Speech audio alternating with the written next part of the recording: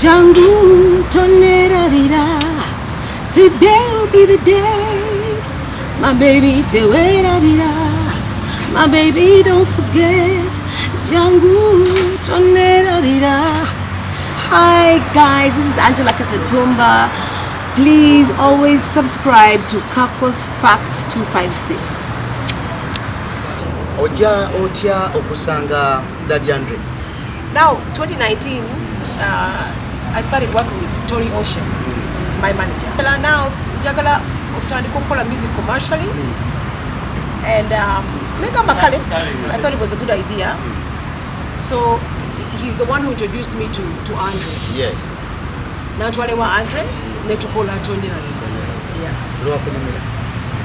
Oh my God, Andre's production was one of the best, if not the best, that any producer had produced with my voice. Lwembo lusinze enyimba zonna ze wali oyimbyeko nkyanga otandika kuyimba. Yes, I believe so too, because even when I heard it, I was so impressed.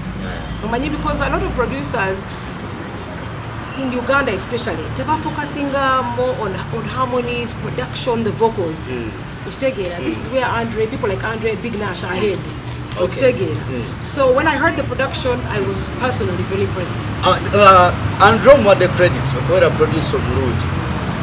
Njagala Mbuli. Did you go beyond being a good producer, and did you go beyond okuva kucho kubanti producer wange tukoze naye collabo? Did you fall in love with Andre? Yes, munange. No, you were in love with him. What happened is, after recording the song, about 2 weeks later, he asked me on a date. But first, Yagaana, like 3 times. Yeah, I know. But he was very persistent. Which is good. Yeah. He's very persistent. Yeah, so I went on a date. And first of all, I was already impressed with him. So now, I accepted him for a date. Then we got to know each other. Yeah, he was also impressed with me. So you know, like the tooth. Yeah, the tooth. True love. No, Bambi.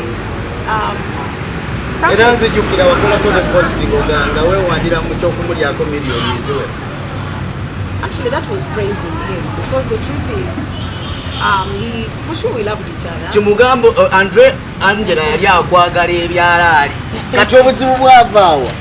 No, we loved each other, and he spent a lot on me. Yes. Yeah, he did, and I was appreciative. Omanyi Andre wouldn't let me touch my pockets. Nga yakola buli kimu.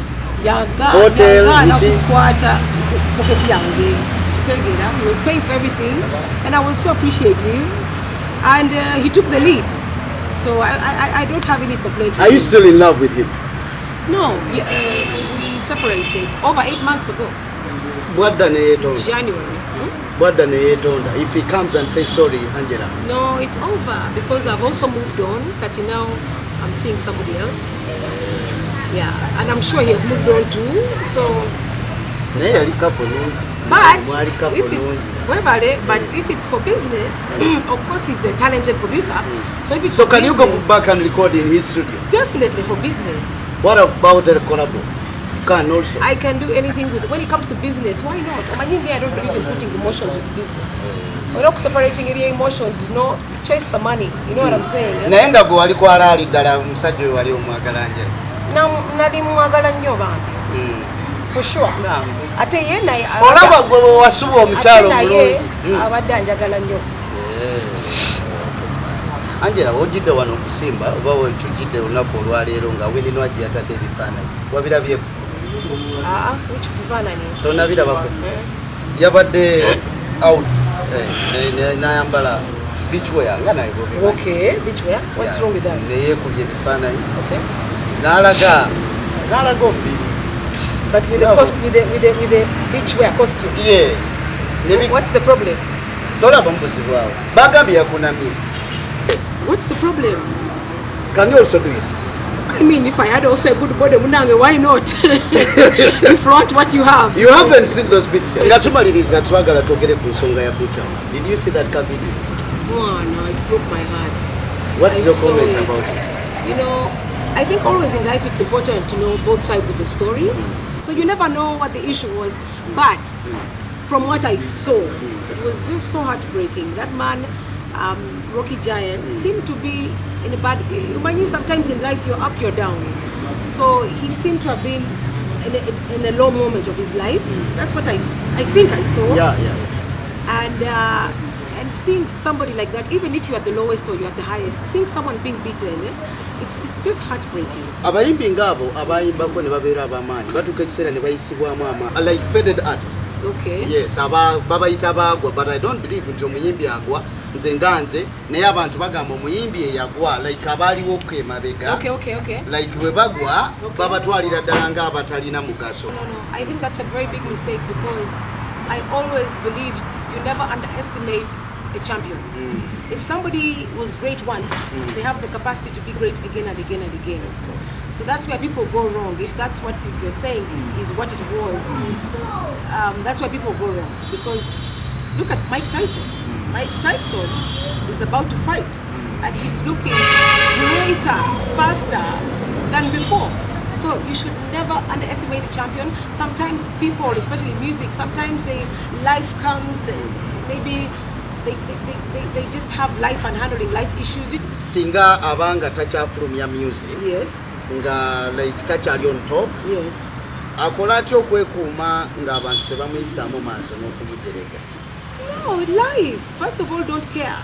Why do you care what people say? Or you take it? Because sometimes people get off the music for the music scene or take a break for so many reasons. I took a break when my papa passed. You know what I'm saying? I took a break. And others maybe to have kids, to have what. So I think it's a very big mistake.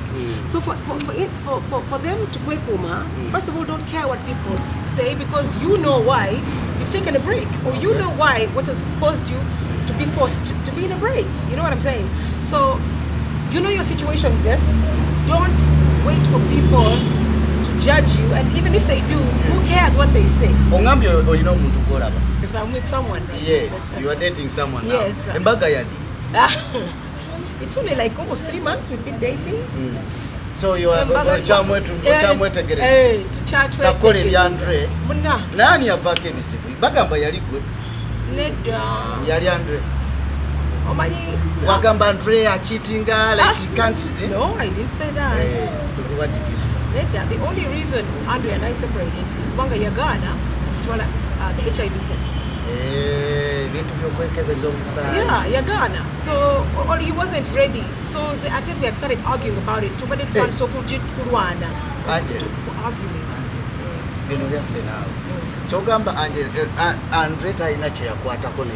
No. Nothing. Sure. Yeah, nothing. For all that time?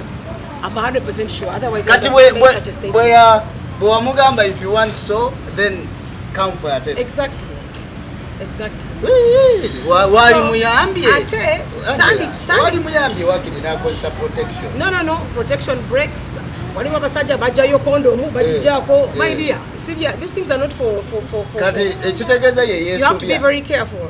Ate Sandy, that statement, I would have never written that statement. Ekizibu kyava omukazi waliwo omuwala gye bayita Amber Christ. Ye nagenda ku Facebook nagamba nti no Andrea mu HIV na yogera bintu bingi. Notya.